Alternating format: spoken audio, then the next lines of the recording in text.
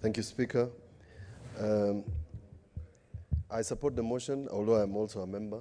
Speaker, this will be an important session. If there's a time, Mr. Speaker, you require some thick skin, it's this session. If there's a time you require prayer, it's this session. If there's a time there will be hostile takeovers, it's this session. If there's a time there will be mergers, it's this session. If there's a time parties will split, it's this session. And Speaker, we'll be calling upon you to guide us.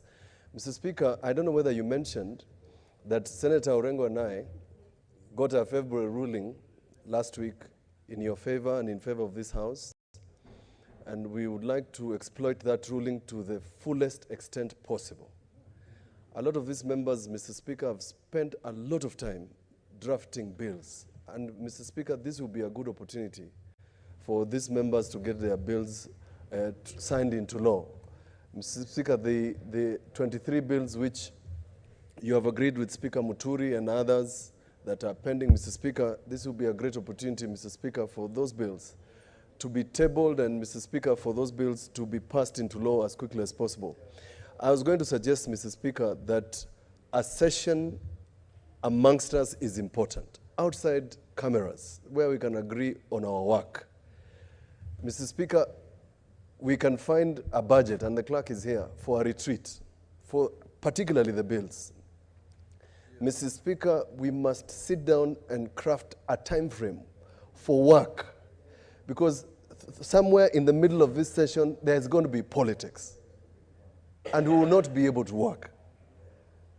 And it's important, Mr. Speaker, that we clear the most urgent business as quickly as possible.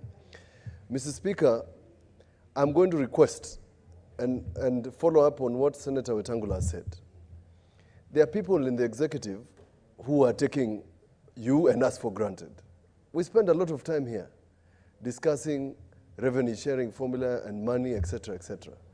When Treasury publishes BPS without consulting leadership, it's nearly insubordination. The take or leave that has been the theater of every division of revenue is being repeated again, so that they start painting Senate as the people who are anti-development, anti-handshake, and all those things. Whilst ideally they should have consulted us in advance. Mr. Speaker, by the time this bill, the BPS is tabled, because I can assure you, Mr. Speaker, I will not whip for members to pass 326. I will sit here and wait for it to fail. It will not happen. They will not agree. After the effort that we put in last year, Mr. Speaker, it's important that Treasury consults the leadership of this House or sits with us, members of this House. They cannot appear to take us for granted.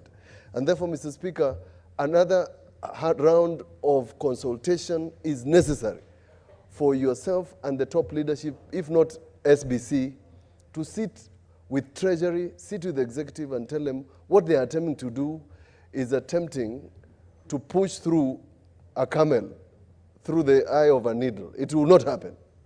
And it's going to be very dangerous, it's going to be very smoky, it's going to be very cantankerous, and there will be many casualties. And therefore, Mr. Speaker, before we get to that stage, I would urge we find a better method of dealing as opposed to what we ended up dealing here, Team Kenya, Team Everything, Kangata, and whatever, one man, one shilling, all those things that were said here by Senator Cherargei and others. I don't think we should repeat those mistakes again. Thank you, Speaker. Senator Cherargei. Thank you, Mr. Speaker. On a light touch, I hope Senator Mutula Kilonzo Jr. is aware of consequences of going against the government position. Mr. Speaker.